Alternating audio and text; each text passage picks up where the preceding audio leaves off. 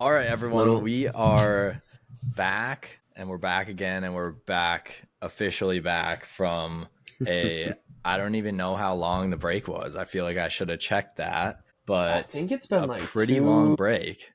2 months, 3 months, maybe. I think Dude, something I along feel like that. we're closer to 4 or 5, but maybe that's Wow. just me thinking time is flying.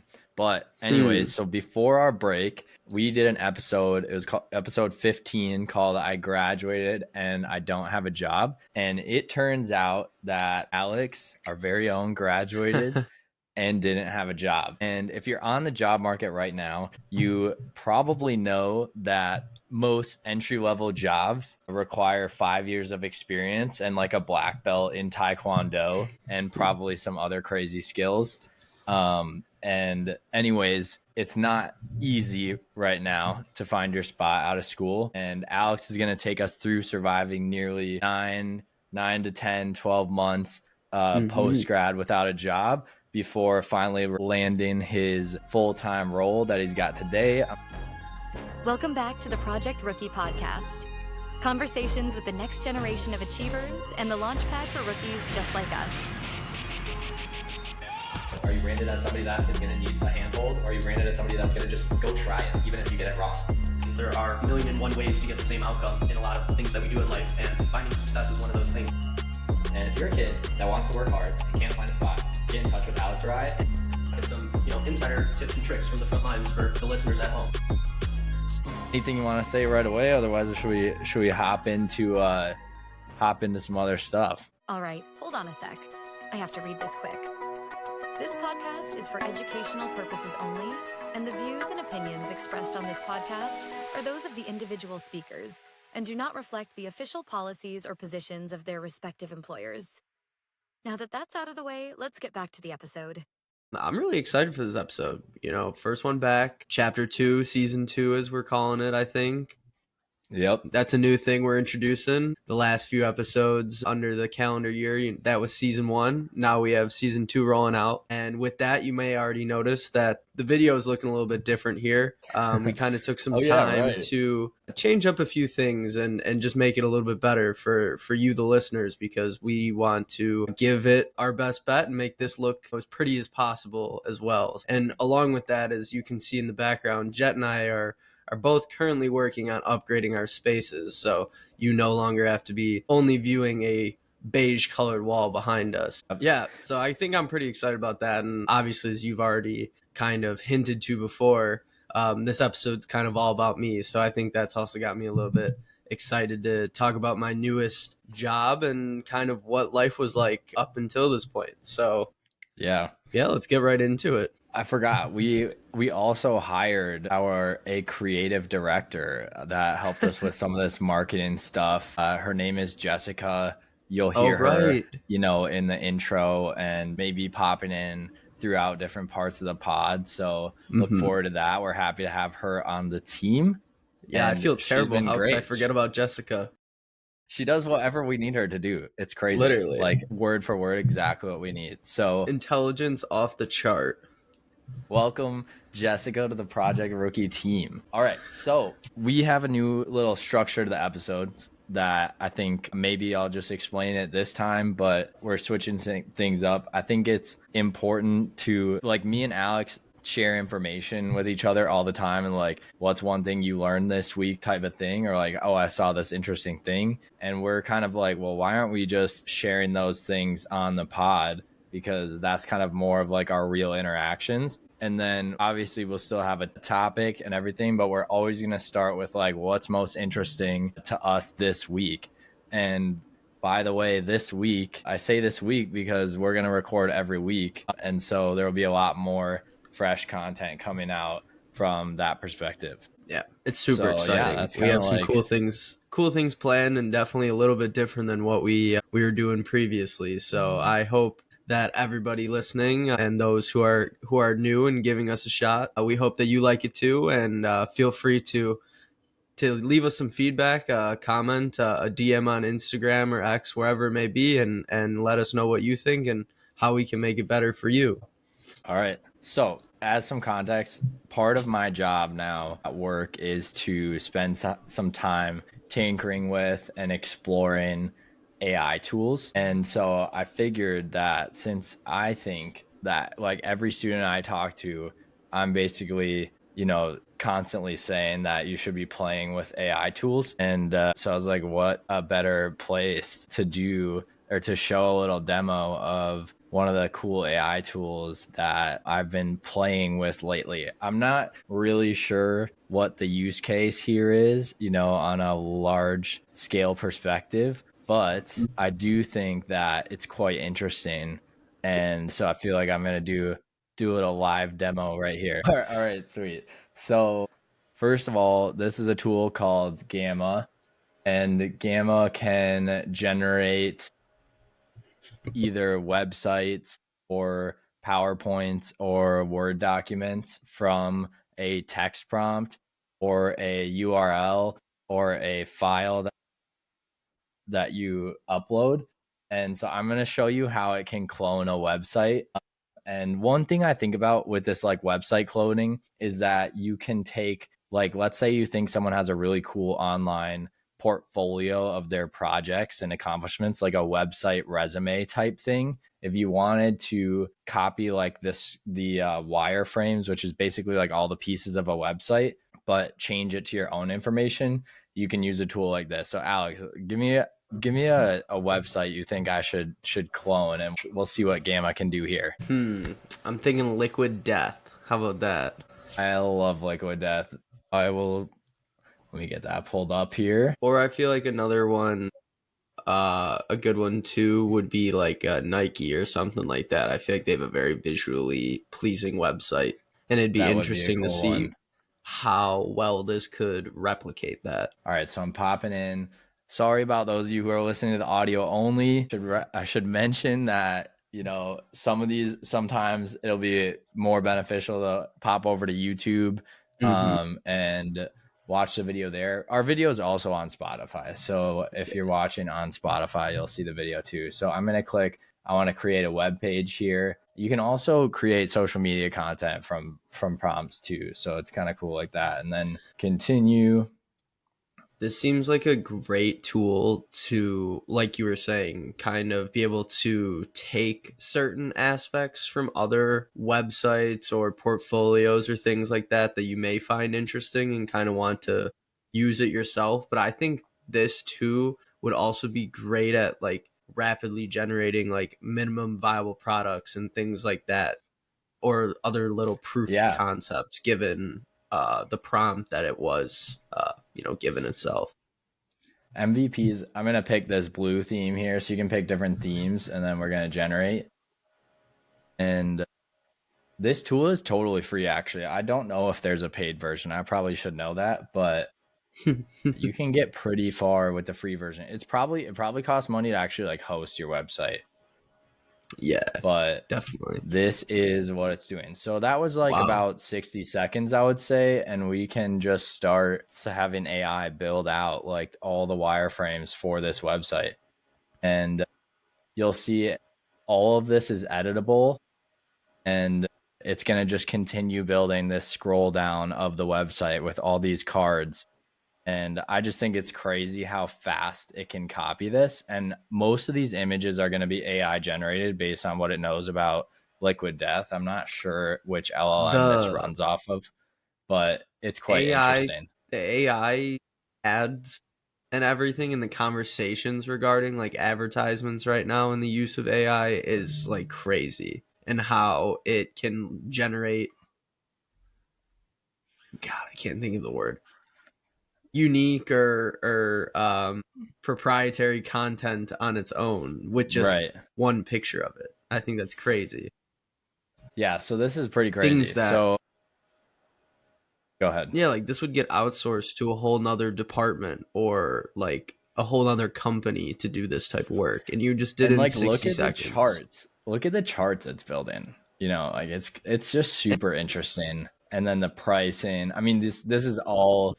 But I think for a lot of people, that's where the most trouble comes, is like being able to get kind of those graphics or like the pie charts and things like that onto the page. Anybody can make an HTML website or throw a little CSS together, but the the real skill and the beauty I could see with this is that it's doing all that heavy lifting for you. Right. And you can like add, and then once it's generated like this, it's very configurable. So you can go in and change like anything you don't like, edit what you do like, all that stuff. And I just think it's a really interesting tool, and how quickly you can throw a website together.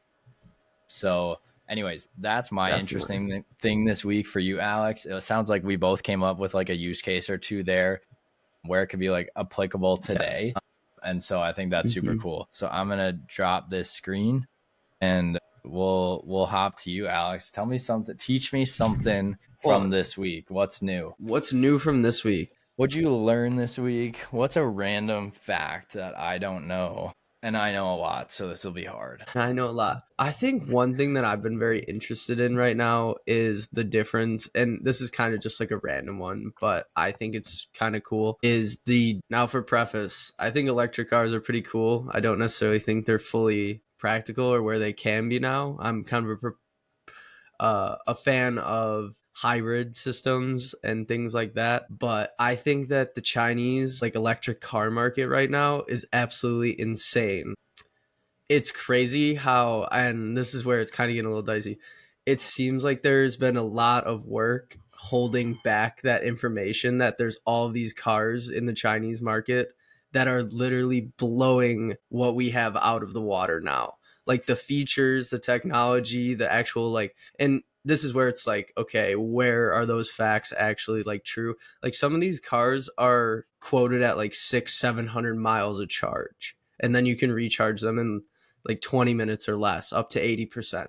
Like that is insane. Like that is crazy. And so I just think there's like right now, and we're going to be seeing it, and it's very interesting with, yeah, like there's all the like Leon Lees and there's different things like that. But have you seen this minivan, the review of this minivan? It's crazy. No, I don't think I've seen this one. So I'm just going to use some hand motions, but you can literally sit in the front seat of this and be like, yes, close that, and it closes the window, or like open that. And it has and AI can, like, capabilities. Yeah. Yes. And it's then so the cool. See, like that's what I'm saying. All the seats like recline fully, and you can put like I have seen this one. Full loungers in the back. It's a wild. Yeah, I think that it's super cool that you brought that up. Watching a ton, I think like they can imagine figure out this a way. Here, imagine every soccer mom or every travel sport parent riding around one of these, and you could keep everything in here. All of a sudden you're just like, but then you come to the problem where you're gonna have people like messing with it and like open the window or like close the window, things like that. I think you can only do it. I think that's a good case. True. The other thing, I'll give you guys, the listeners, some homework. You should definitely check out BYD, which is another Chinese electric car company. One of their cars, you can probably Google it quickly. They hot swap the batteries, right? Instead of recharging. Well, that's something new. Isn't that their claim to fame? That is one of their recent claims to fame. But one of the more interesting things I saw was its ability to parallel park. And what it does basically is back into the corner and then hold the brakes on the back tires and turn and spin the front tires. Wow. So it literally pivots into a parallel parking spot. It's kind of like the crab walk with the EV Hummer, but I just think it's a video that will make you go like, wow, we are not thinking, that far ahead you don't see you feel like the innovation technologically that comes out of some of the other countries, especially China, is like, whoa, it's just kind of mind blowing. So definitely, I love that you said that for an interesting thing this week, because it is, to me personally, the autonomous driving, electric vehicle, that like sector is super interesting to me. Well, and it is partially the future, whether that technology is rolled out on a mass scale or is utilized within aviation or trains or locomotives, things like that. I mean, it is important to follow up kind of with these ideas and these topics, because it is something that we will all have to encounter or use on a day-to-day basis at some point.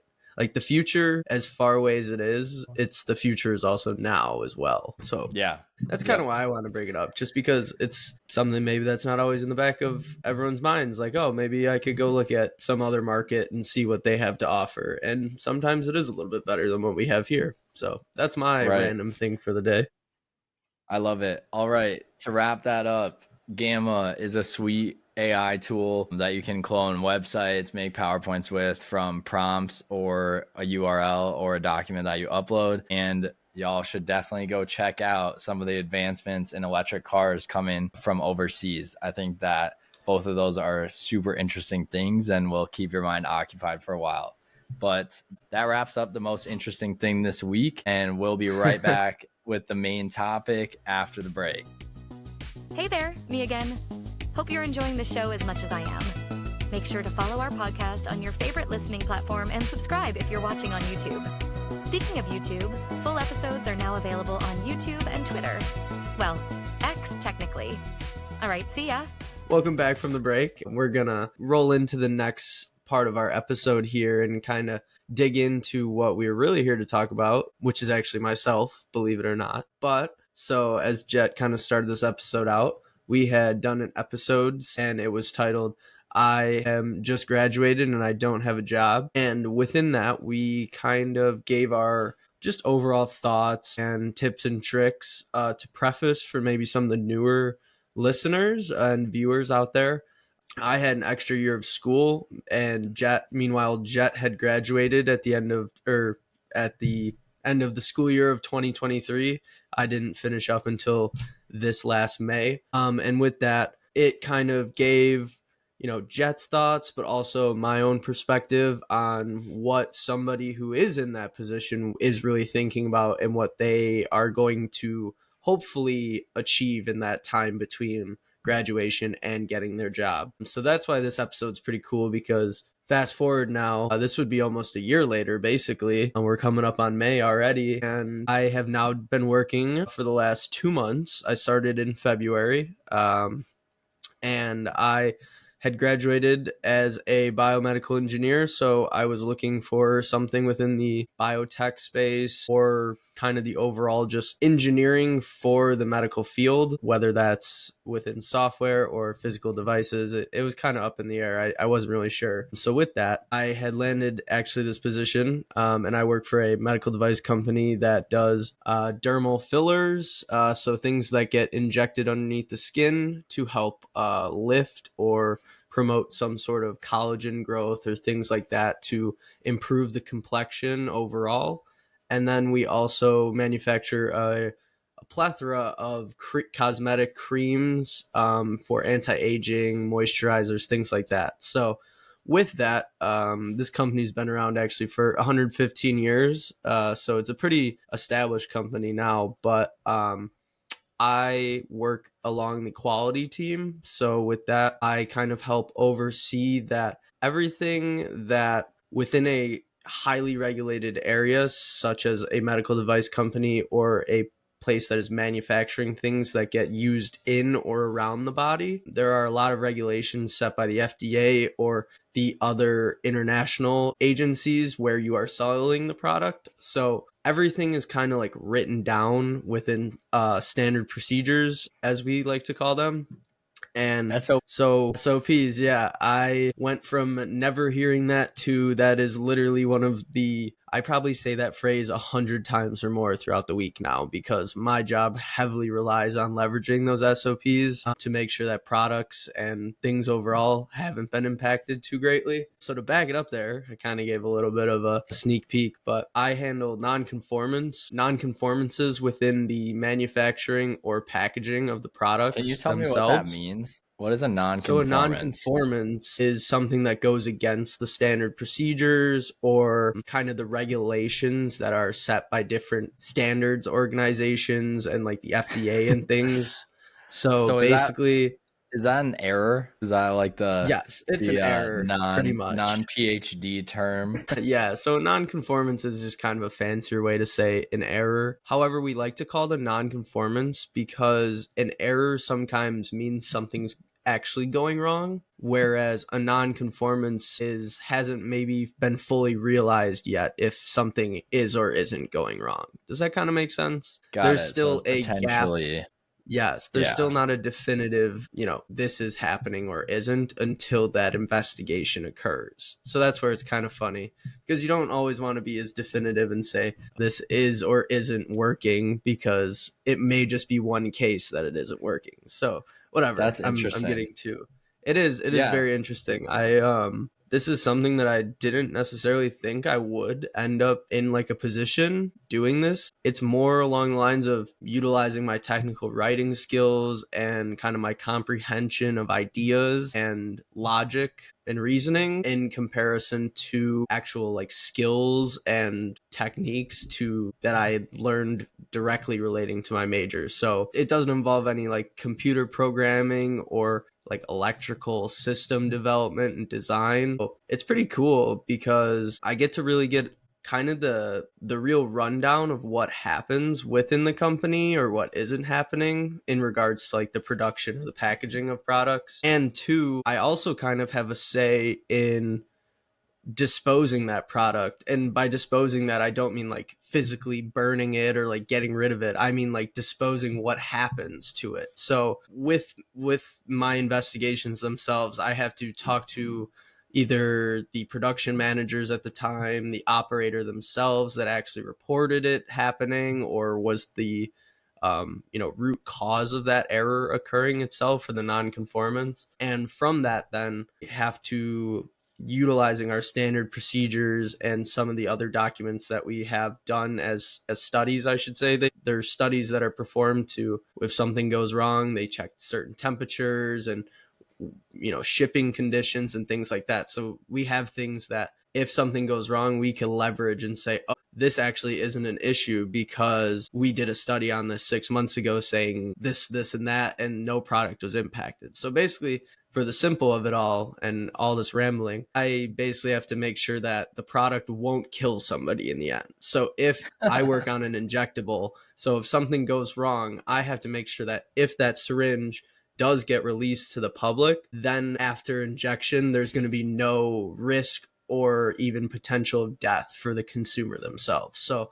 that's why I think it's a pretty cool job, because I do have the work I do has a direct impact Right. on the safety and efficacy of it. Granted, I may not be putting the actual stuff within the syringes, but I still get to make sure that everything's to the best that it can be and up to the quality systems that we have in place. So Yeah. I think it's a pretty cool job. I think I can tell. I think I can tell that you feel like it's pretty cool because just of how your energy around it and how you describe it and how you basically taught me how to go do your job. I feel like I have an Yeah. education now.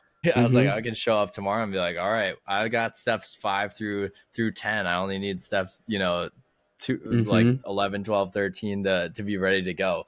So would you say, like, in summary, it's basically like quality control but on Mm-hmm. steroids because your specific environment is highly regulated, being, an injectable, something that is entering the Mm-hmm. body, and there's just a little bit higher scrutiny because of the heightened risk around that Yeah.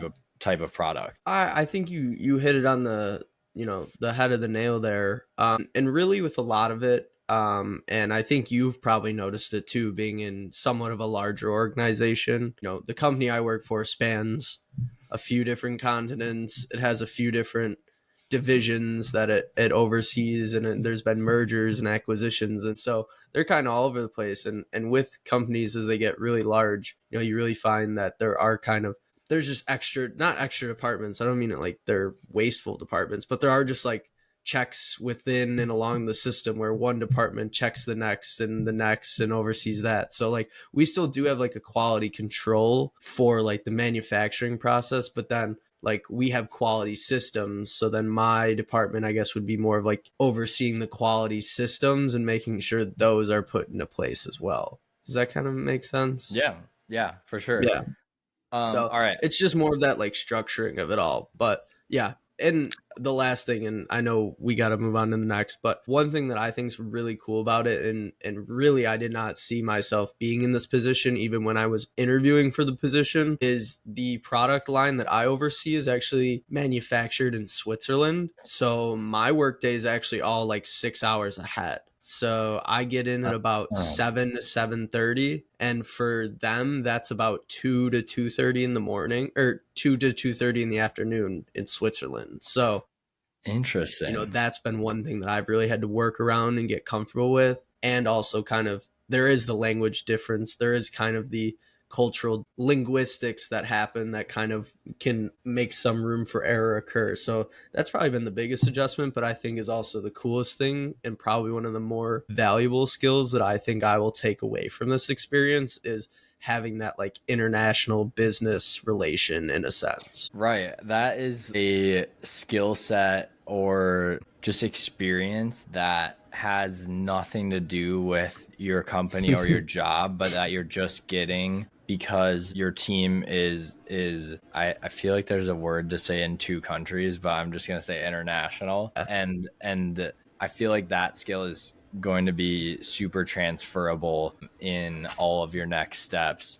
I agree. As seems like, well, I guess hot take. I don't know if it's gonna be. It doesn't know. I don't know about, like maybe 5 months ago I would have said as the globe continues to become more and more Yeah, connected, but I'm that's not so sure we're getting more and more connected anymore. whoa. We'll see. That's actually a crazy thought, because remember when we were like in school growing up and they placed so much emphasis on like there's going to be such a huge market for certain individuals who like follow international business or like are bilingual or trilingual, things like that. But now like you were Right. just saying, it's very interesting on what the shift in and what the whole kind of space itself will look like in the next 3 years, maybe.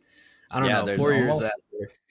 there's almost a and maybe, I mean, I feel like I am not educated enough to speak on the topic, but No, it I'm not seems like I either. hear a lot about a kind of reversal in globalization or deglobalization occurring. So that's why I just like, I was going to be like, yeah, it's just super valuable as the globe becomes more connected. And I was like, dang, do Hmm. I still believe that the Yeah. globe is becoming more connected? I don't know. I mean, I think Well, and it's eventually, funny like too. really long term, the world will continue to be more connected Hmm. than it obviously is today It'll need to. than it was before the internet, but you might go through slowed Yeah. connectivity in terms of, connectedness across the globe. It seems like Hmm. that's a potential scenario here. Yeah.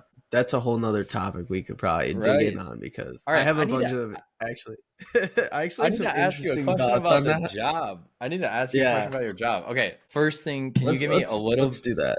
Let's do some rapid fire because I have a few details that I want to grab from you. Yep. What was your plan leaving college? Because I feel like Okay. you planned for a bit of a break, but when did you kind of know that that was your plan, and how long did you plan to have a break versus how long your break actually ended up being? Okay, cool. So yeah, definitely, I was very fortunate that, and this isn't for everyone, I was very fortunate to be in a position where I had budgeted and I had been saving and I had worked throughout the years leading up to that point to, have a little bit of money set aside, that in the event that I wanted to, I could use that to kind of live off and have a little bit of fun until I was able to actually secure a job. So I will preface this and say that I would not recommend doing that for anybody unless they have at least 6 months worth of expenses like saved away, because you never know what can happen. And I feel like I did have Your kind of a few of car. those situations. Yeah. So I got a new car in this time. Like I went on like a month and a half long like interview process with the job, and they kept basically telling me like, oh, like, we'd love, as long as you get through this last one, like the job's yours, and things like that. So, you can never really account for the uncertainties. So I would like to preface this by saying, a break is really, I think, a great thing for a lot of people to do, and it allows you to kind of clear your own mind and see what path is kind of A, opening up for you, but also B, where you yourself are kind of gravitating towards. So I think it's kind of good that if you are fortunate enough and you do plan for it, like budget the money accordingly. And everybody's situation is different. I am in a situation where I pay for everything myself, and so it took a little bit more work for me to be able to have that ability to take the time off, but I was able to do it. So yeah. But like, to answer the second part, I would realistically say I had no more of like a 3 month kind of like time off span in like my eyes. So basically I just kind of wanted to take the summer and kind of focus my efforts more towards finding a job once August and everything rolled around. Yep. And two, I think some of my justification for that and real reasoning for it was, I don't know, maybe I was a little naive to think that the market was a little bit better than what it actually was. I kind of thought I had the time and I had the ability to put off searching for a job a little bit later, and I had a little bit of money, and I was just kind of like, whatever, like, let's be semi-retired before we even get to working and things like that. So it was a little bit of like cockiness in a sense, but I think too, I wouldn't trade that at all. Like, I think it was a great decision, especially having spent an extra year finishing up my undergrad. I think that year alone was very, very taxing and drawn out, just because of the fact of all your friends. For this may not be the case for everyone, but for me, majority of my friends were off campus at that point. So it was basically just dragging through the classes, and you don't get to really enjoy kind of the senior events and things like that. So it's just a whole different dynamic. So I think I was kind of just ready for a little break, and 5 years straight of school and the whole pandemic and everything kind of was just like, yeah, let's just take some time. But All right. so ended up being 9 months total that I wasn't able to get a job. So 3 months was the original plan, and then an extra 6 months were factored, and then an extra 6 months were added on top of that. So 9 months from graduation, pretty much, and I had no position up until now. So that's why we're having this episode. All I right. got a little So off topic there. No, you're good. You planned to have something like 2 to 3 months, and then maybe overestimated how easy it would be to get a job after your 3 months. It ended up taking way longer than you thought. So you budgeted for 3 months ish, give or take, let's say, and then it became 9 months. So, how did you approach kind of that? Like, obviously, you had to realize it was probably going to take longer than you thought. And then, how did you kind of fill some of those gaps? Maybe not go out as much, like kind of those details.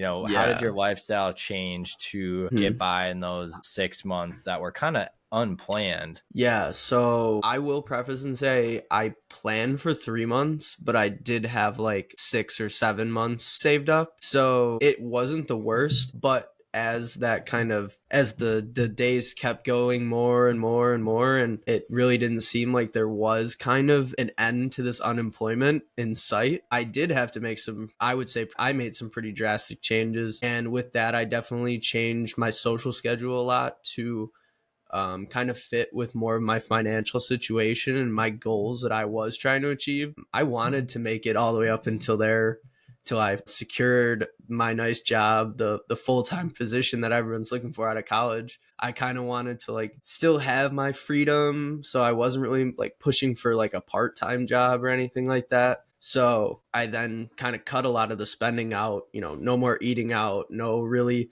going out more than one time, or, if you can try and, for those who are of age, try and purchase those drinks at home and have those in not a bar setting, because that can really add up pretty quick. So yeah, I definitely changed a lot of those things around, and that's tough in itself for a lot of people. And even for myself, I found that difficult at times, because you completely are changing what you got so accustomed to and so comfortable with from before.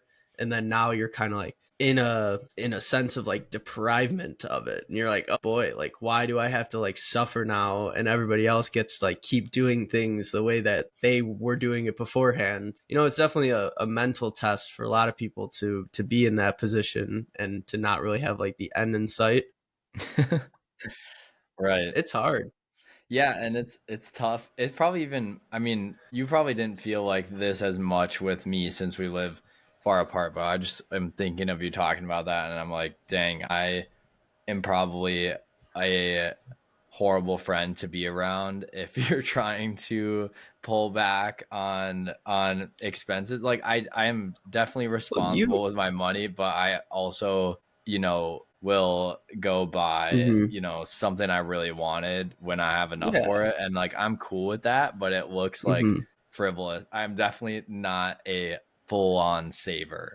Yeah, well, I think I have some. I'm not a full on saver either because I think it's a little pointless, and this is going to be a tangent. So, well, I'm going to cut this really short. I Give think us a it's a little hot take. pointless to like have savings and have like all these extra things that kick in like 45 years down the line, and those are all accruing interest and value and making money.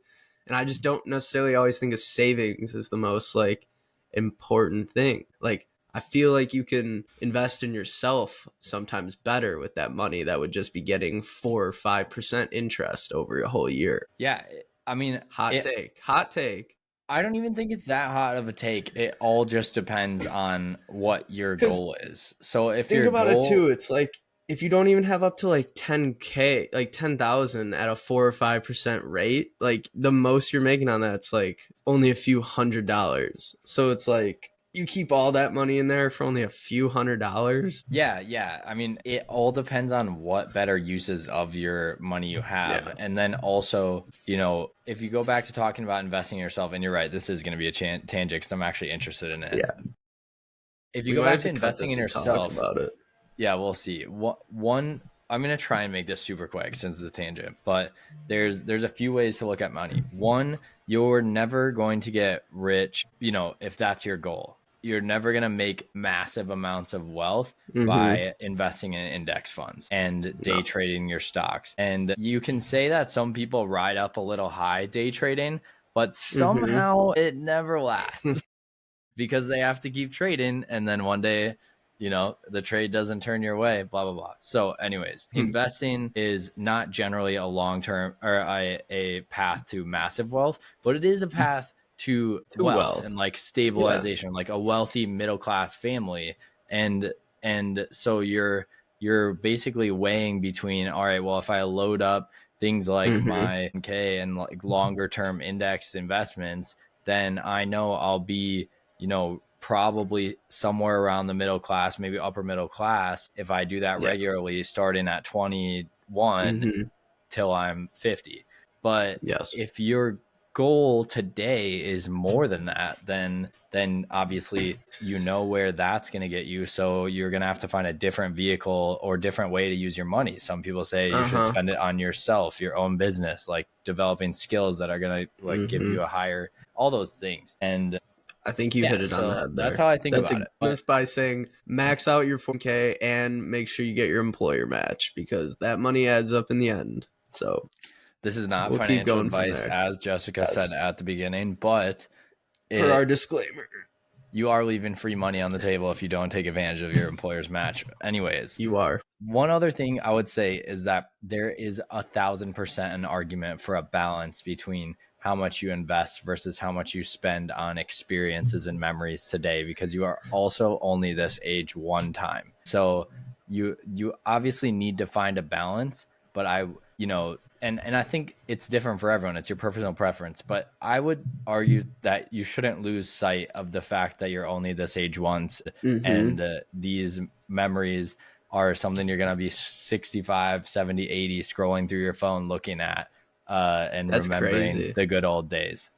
So just think about that sometimes in that financial situation. But back to I the think this kind of back to the freaking main point, it unless kind you of got goes one more off thing. this. No, No, no, no, let's it move. Let's works. keep going. All right. So what you said, you had 2 interviews, right? Or how many times did you end up interviewing, in the 9 month span that you were out of work? I think I had I had one interview where I had for one position.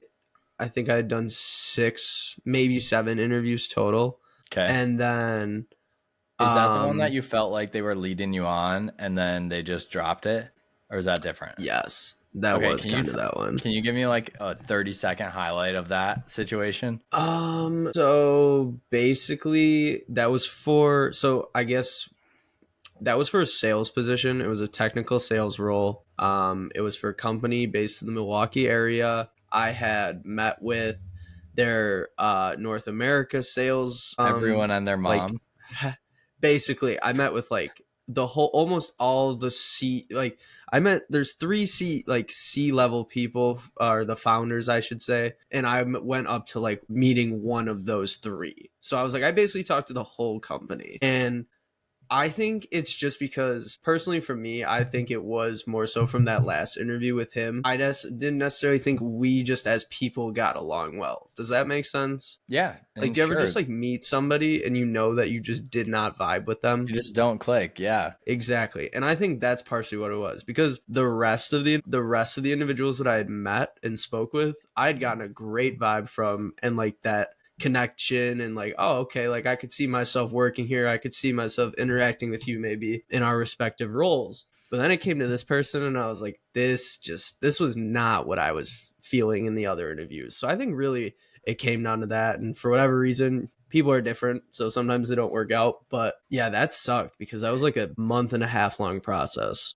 Yeah, and and that was I in the middle think of the summer too, so that was tough. I think one important thing that I get out of that is like Or August. it's so important. It's so important to remember that I work in real estate, and we always say a deal is not done until it's done.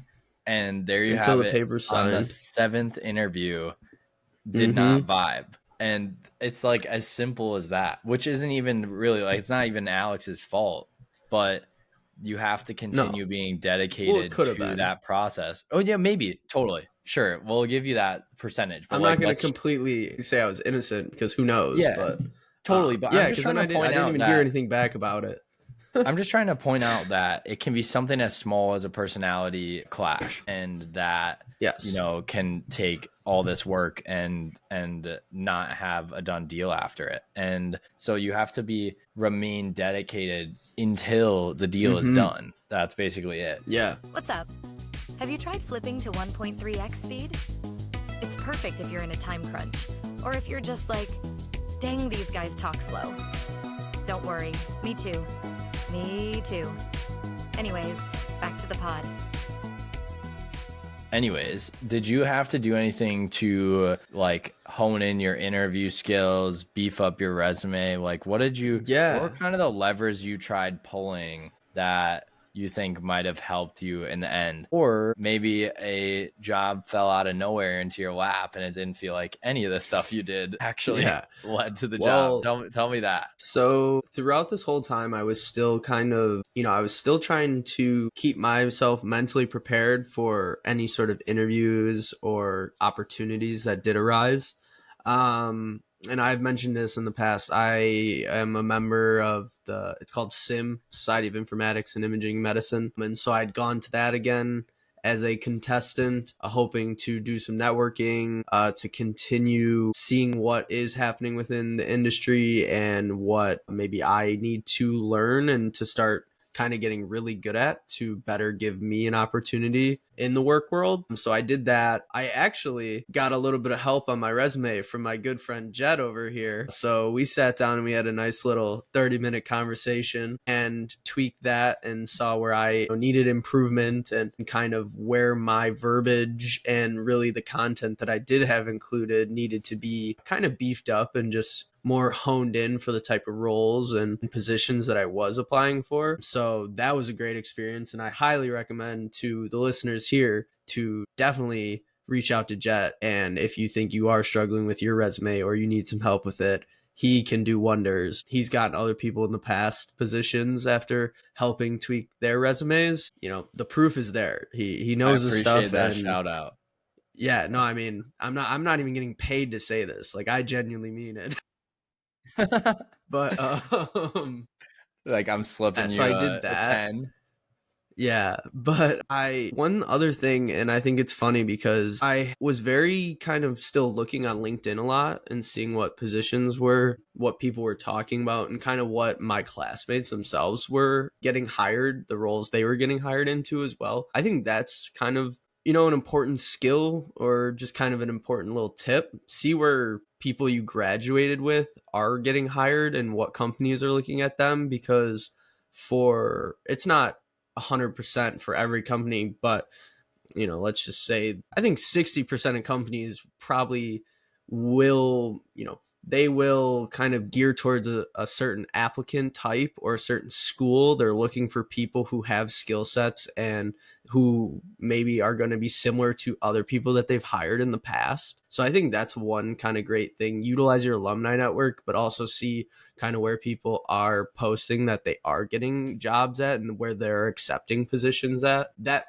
may not work out because the company could have just filled all their roles, but you never know. They may have somebody reject the offer because they get something else and now they have to refill that position. With that, I had been reached out to on LinkedIn for another position earlier, probably 7 months ago or so at this point. And it was actually interesting because it was for a contract position and it was with this staffing agency, I guess you could say. And I interviewed with them and I actually had an interview with the company and just things didn't work out. They ended up going with another candidate. Fast forward, I received a message in my LinkedIn how there was another job available. It was actually at the same company which I had interviewed with before. And so I was like, what the hell? Like, I'll try it out. Like, I'll see what it is. So about 3 days later, I had that interview scheduled and I was getting ready for it. And it was really it was honestly shocking. It was just a 15-minute phone call,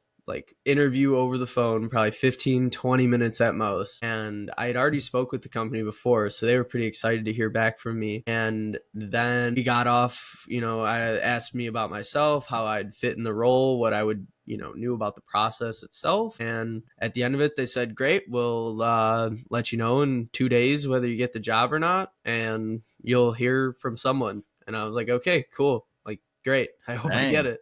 Yeah, I mean, I thought it was really weird. I was like, oh, great. Like, this is just another, position that I'm not going to end up getting because it didn't seem like it was that serious. But yeah, then 2 days later, I'd gotten the phone call and I was offered the job, and then we were off to the races from there. So it was pretty interesting how that opportunity did kind of reoccur and did almost fall into my lap, as you kind of hinted to earlier. But I think it goes to show it's good to not burn bridges with past opportunities that you were given, whether that's an actual job or even, well, and that's what I think, because we got through the interview process. I thought we got along well. And they ended up just picking another. And the funny thing is I'm pretty sure, and don't quote me on this, I think they actually picked somebody who was in my senior design group for the role. So it was actually someone who I knew. So because when I had then showed up for my first day, they had just left for a new role, but their contract had just ended. So I think they had just gotten done with their contract as I got hired on.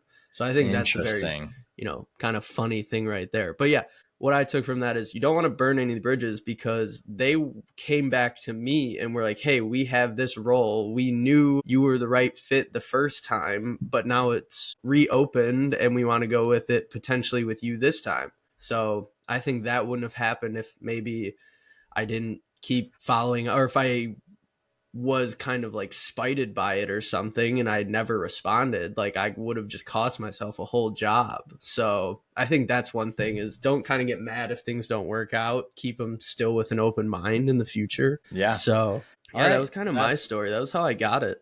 So you put in some effort to beef up your resume. You put in some effort to, refining your job search and where you are looking. And I was applying that whole time. Yeah, applying, searching for new roles, staying diligent. And despite all that, a role comes out of nowhere, falls in your lap. You can never predict that, though. You can't count on it. So it's just all interesting how that stuff happens. But you wouldn't have been in that running if you hadn't talked to them once already and kept that relationship in a good spot. So I think that's super cool.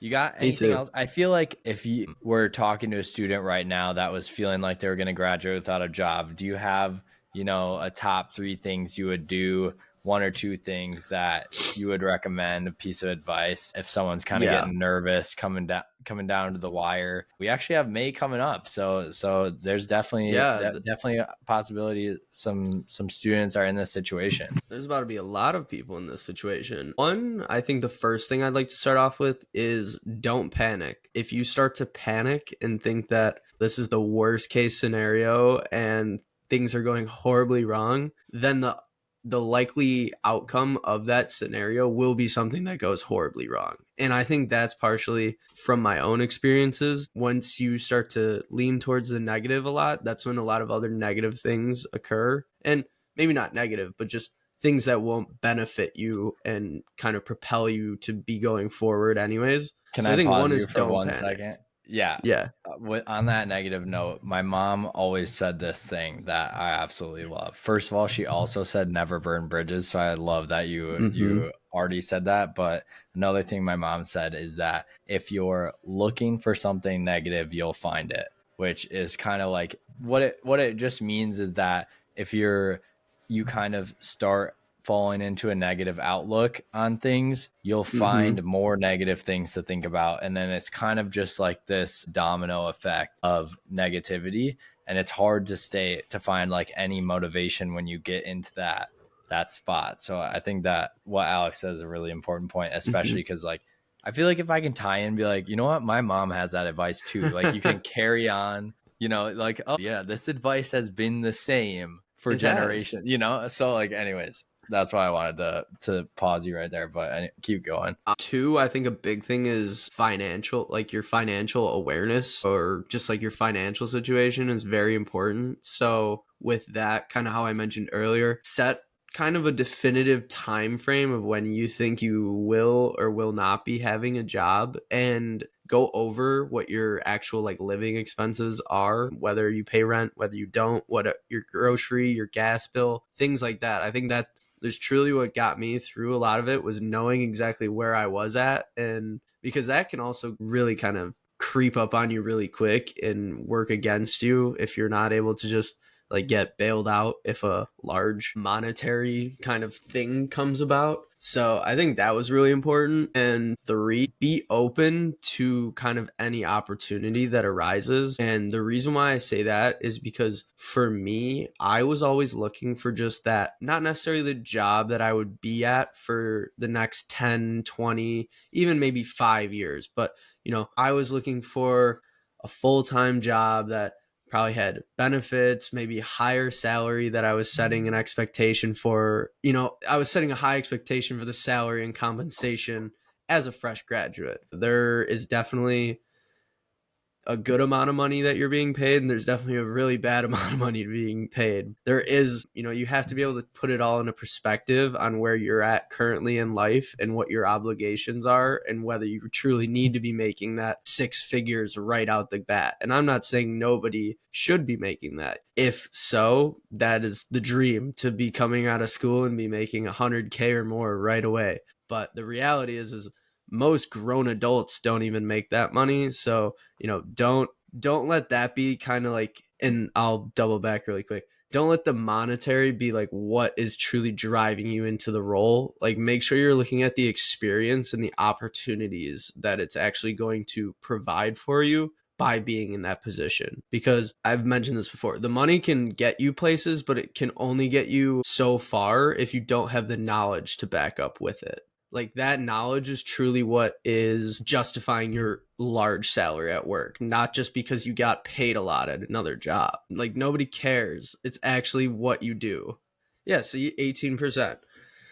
And so the reason why I'm going on this tangent is because I'm in a contract role right now. So I'm not even in a full like year to year job. Like from the start to the end, like I'm on trial basically for 6 months. And this is something that I would never even have considered if it was 3 months right out of college. But because I had kind of that little bit of a longer unexpected turn to my unemployment time, I chose to take this opportunity. And I personally think this is the right opportunity for me, kind of the best case for me, because it allows you kind of try before you buy, in essence. Like, yeah, right. I'm signed on to do the work there and I work there as an employee, but I know in 6 months I could try and get my contract.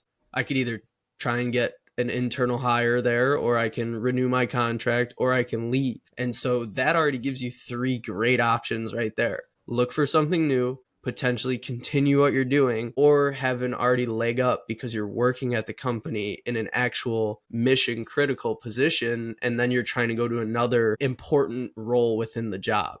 Not saying like become the janitor and expect to be engineer by the next year. Right. So I think that's a good point. that's And where I think it's. I'm not gonna make you say this since you're currently employed, but Alex and I had a conversation about this. Mostly me, telling him to be thoughtful about something that I wasn't that thoughtful about, even in my first role. And I started on salary, not a contract position. I was hired right out of school with a phone call, no interview, no nothing. And the point of me saying that is I definitely don't have the type of experience that most people do in the job search. So it's not as easy for me to think about or speak to it. And a lot of times when I'm talking to Alex, it's clear that I'm acting like it's way easier than it is because I was lucky. But I will say that if you're in a contract position, if I was Alex today and I had a 6 months contract and there was, I would put a probability on the like my confidence level on that contract getting renewed. And I would also still keep looking for roles or like try and figure out what my next step is so that I don't end up in 6 months and be like, I got to start the whole process over again. Because you have hot leads right now, right? If you're coming out of the job search, you've already been talking to job leads, and maybe you have this contract gig for 6 months, and you really like it, and you do everything you can to keep it, or you have it for 6 months, and it's just bridging a gap between, someone wasn't hiring 6 months out. You're like, oh, well, this contract job position fits that 6 months, and then I can go on to my next role as the thing expires. But point is, don't let the momentum fizzle away, because once you've done a lot of work to get the momentum going, it's so much easier to keep it going than to let the engine turn off and try and turn that thing back on when it's like negative 20 degrees outside, Anyways, that is the pod. Make sure to follow our podcast on your favorite listening platform, and also check us out on Instagram and X at Project X Rookie.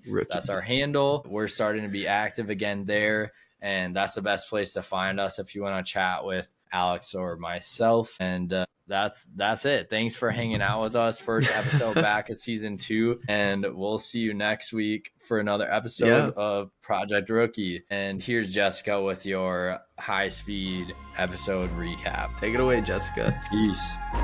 All right, here's what you need to know.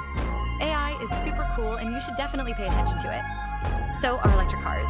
And the job market is challenging for recent grads, but don't worry. With some intense resume building and dedicated networking, you'll be set up for success. It's also a good idea to have a plan in case you graduate without a job. Living by your budget will be absolutely critical. That's all I got. See you next week, rookies. Are you branded as somebody that is going to need a handhold, or are you branded as somebody that's going to just go try it, even if you get it wrong? There are 1,000,001 ways to get the same outcome in a lot of things that we do in life, and finding success is one of those things. And if you're a kid that wants to work hard and can't find a spot, get in touch with Alex or I. And some, insider tips and tricks from the front lines for the listeners at home.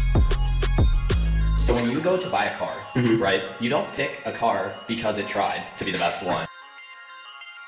We're really trying to figure out what was missing from when we were 20, 21, 22, and what do we know now that would put us a step ahead. I would say after going to this career fair, it was definitely a positive thing. I'm a Twitter guy. We're gonna figure out what's interesting to each other in the present moment. What do we know about Lambos, right? Literally. I think that was a great way to put it, and kind of ties in somewhat with the new logo and everything that we have going on. Yeah, I feel look like at that. we barely even acknowledge this beautiful logo that's right here. Yeah, this is a new logo. It's I'm going to say 3 words I think it represents, and I'll give you can say, a few too, but I think it's kind of like limitless. That's what space makes me think of. That's why we went with like the astronaut. There's kind of like unlimited opportunity in that. It's kind of also like an exploration thing. that I feel like we kind of touch on in this type of setting. I feel like we explored a bunch of different interesting stuff today. Oh yeah, And this then was a fun one. the other thing is dedication. Like the astronauts are extremely dedicated to their craft, and there's like not two, I'm being dramatic, but like there's a very small number of United States citizens that go to space, and Yeah, that's crazy. out of like 350 million. So they have to be extremely dedicated. They're kind of like Olympic athletes in a way. And so kind of all that kind of went into freaks of nature, be able to yeah. survive in space. We got new colors, the blue and orange. I feel like we're kind of getting into, we're gonna lose some people here, but it's funny. It's like in a Marvel movie, how you get a little extra clip. Maybe this will play it in the end after everything. Like us talking about this, it's like what do they call those? Like a Easter egg type thing.